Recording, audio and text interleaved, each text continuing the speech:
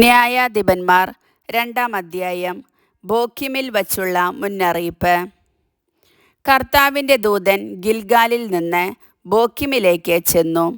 അവൻ പറഞ്ഞു, നിങ്ങളുടെ പിതാക്കന്മാർക്ക് കൊടുക്കാമെന്ന് വാഗ്ദാനം ചെയ്ത ദേശത്തേക്ക് ഞാൻ നിങ്ങളെ ഈജിപ്തിൽ നിന്ന് കൊണ്ടുവന്നിരിക്കുന്നു.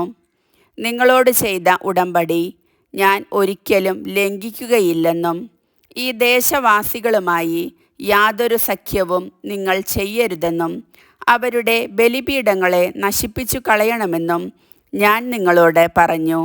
എന്നാൽ നിങ്ങൾ എൻ്റെ കൽപ്പന അനുസരിച്ചില്ല. നിങ്ങൾ ഈ ചെയ്തത് എന്താണ്? അതിനാൽ ഞാൻ പറയുന്നു, നിങ്ങളുടെ മുൻപിൽ നിന്ന് ഞാൻ അവരെ പുറത്താക്കുകയില്ല. അവർ നിങ്ങളുടെ എതിരാളികളായി തീരും. അവരുടെ ദേവന്മാർ നിങ്ങൾക്ക് കെണിയാവുകയും ചെയ്യും. കർത്താവിൻ്റെ ദൂതൻ ഇത് അറിയിച്ചപ്പോൾ ഇസ്രായേൽ ജനം ഉച്ചത്തിൽ കരഞ്ഞു. അവർ ആ സ്ഥലത്തിന് ബോക്കിം എന്നു പേരിട്ടു. അവർ അവിടെ കർത്താവിന് ബലിയർപ്പിച്ചു. ജോഷുവയുടെ മരണം. ജോഷുവ ഇസ്രായേൽ ജനത്തെ പറഞ്ഞയച്ചു. അവർ ഓരോരുത്തരും തങ്ങൾക്ക് അവകാശമായി ലഭിച്ച ദേശം കൈവശമാക്കാൻ പോയി. ജോഷുവയുടെയും കർത്താവ് ഇസ്രായേലിനു ചെയ്ത വലിയ കാര്യങ്ങൾ നേരിട്ട് കാണുകയും ജോഷുവയ്ക്ക് ശേഷവും ജീവിച്ചിരിക്കുകയും ചെയ്ത ശ്രേഷ്ഠന്മാരുടെയും കാലത്ത് ജനം കർത്താവിനെ സേവിച്ചു. കർത്താവിൻ്റെ ദാസനും നൂനിൻ്റെ മകനുമായ ജോഷുവ 110-ാമത്തെ വയസ്സിൽ മരിച്ചു. അവനെ ഗാഷ് പർവ്വതത്തിനു വടക്ക് എഫ്രായിം മലനാട്ടിൽ തിമ്നാത്ത് ഹെറസിൽ അവൻ്റെ അവകാശഭൂമിയുടെ അതിർത്തിക്കുള്ളിൽ അടക്കി. ആ തലമുറ മുഴുവൻ തങ്ങളുടെ പിതാക്കന്മാരോട് ചേർന്നു. അവർക്കു ശേഷം കർത്താവിനെയോ ഇസ്രായേലിനെ അവിടുന്ന് ചെയ്ത വലിയ കാര്യങ്ങളെയോ അറിയാത്ത മറ്റൊരു തലമുറ വന്നു. ബാലിനെ ആരാധിക്കുന്നു. ഇസ്രായേൽ ജനം കർത്താവിൻ്റെ മുൻപിൽ തിന്മ ചെയ്തു. ബാൽ ദേവന്മാരെ സേവിച്ചു. തങ്ങളുടെ പിതാക്കന്മാരെ ഈജിപ്തിൽ നിന്ന് കൊണ്ടുവന്ന ദൈവമായ കർത്താവിനെ അവർ ഉപേക്ഷിച്ചു. ചുറ്റുമുള്ള ജനങ്ങളുടെ ദേവന്മാരുടെ പിന്നാലെ അവർ പോയി അവയ്ക്ക് മുൻപിൽ കുമ്പിട്ടു. അങ്ങനെ അവർ കർത്താവിനെ പ്രകോപിപ്പിച്ചു.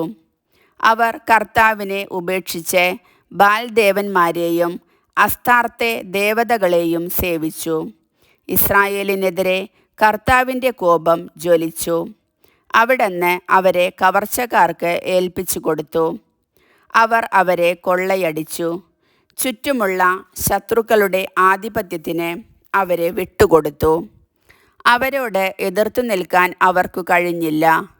കർത്താവ് ശപഥം ചെയ്ത് അവർക്ക് മുന്നറിയിപ്പ് നൽകിയിരുന്നത് പോലെ ചെന്നിടത്തൊക്കെയും നാശം വരത്തക്ക വിധം കർത്താവിൻ്റെ കരം അവർക്ക് എതിരായിരുന്നു. അവർ വളരെ കഷ്ടത അനുഭവിച്ചു. അപ്പോൾ കർത്താവ് ന്യായാധിപന്മാരെ നിയമിച്ചു. കവർച്ച ചെയ്തിരുന്നവരുടെ ആധിപത്യത്തിൽ നിന്ന് അവർ അവരെ രക്ഷിച്ചു. എങ്കിലും ന്യായാധിപന്മാരെ അവർ അനുസരിച്ചില്ല. പ്രത്യുത അന്യദേവന്മാരുടെ പുറകെ പോയി അവരെ വന്ദിച്ചു. കർത്താവിൻ്റെ കൽപ്പനകൾ അനുസരിച്ച് ജീവിച്ച പിതാക്കന്മാരുടെ മാർഗത്തിൽ നിന്ന് അവർ വേഗം വ്യതിചലിച്ചു. അവർ അവരെ അനുകരിച്ചില്ല. ന്യായാധിപന്മാരെ നിയമിച്ചപ്പോഴൊക്കെ കർത്താവ് അവർ ഓരോരുത്തരോടും കൂടെ ഉണ്ടായിരുന്നു. അവരുടെ കാലത്ത് കർത്താവ് ശത്രുക്കളുടെ കയ്യിൽ നിന്ന് ജനത്തെ രക്ഷിച്ചിരുന്നു. കാരണം തങ്ങളെ പീഡിപ്പിക്കുകയും മർദ്ദിക്കുകയും ചെയ്യുന്നവർ നിമിത്തമുള്ള അവരുടെ രോദനം കേട്ട് കർത്താവിന് അവരിൽ അനുകമ്പ ജനിച്ചിരുന്നു. എന്നാൽ ന്യായാധിപൻ മരിക്കുമ്പോൾ അവർ വഴിതെറ്റി തങ്ങളുടെ പിതാക്കന്മാരെക്കാൾ വഷളായി ജീവിക്കും. മറ്റു ദേവന്മാരെ സേവിച്ചും നമസ്കരിച്ചും അവരുടെ പിന്നാലെ പോകും. തങ്ങളുടെ ആചാരങ്ങളും മർക്കടമുഷ്ടിയും അവർ ഉപേക്ഷിച്ചില്ല. കർത്താവിൻ്റെ കോപം ഇസ്രായേലിനെതിരെ ജ്വലിച്ചു. അവിടുന്ന് പറഞ്ഞു, ഈ ജനം അവരുടെ പിതാക്കന്മാരോട് ഞാൻ ചെയ്ത ഉടമ്പടി ലംഘിച്ചിരിക്കുന്നു. എൻ്റെ വാക്കുകൾ അവർ അനുസരിച്ചില്ല. അതിനാൽ ജോഷുവ മരിക്കുമ്പോൾ അവശേഷിച്ചിരുന്ന ജനതകളെ അവരുടെ മുൻപിൽ നിന്ന് ഞാൻ നീക്കിക്കളയുകയില്ല. അങ്ങനെ തങ്ങളുടെ പിതാക്കന്മാരെ പോലെ കർത്താവിൻ്റെ വഴികളിൽ നടക്കാൻ അവർ ശ്രദ്ധിക്കുമോ ഇല്ലയോ എന്ന് എനിക്ക് പരീക്ഷിക്കണം. അതുകൊണ്ട് കർത്താവ് ആ ജനതകളെ ഉടനെ നീക്കിക്കളയുകയോ ജോഷുവയുടെ കൈകളിൽ ഏൽപ്പിച്ചു കൊടുക്കുകയോ ചെയ്തില്ല.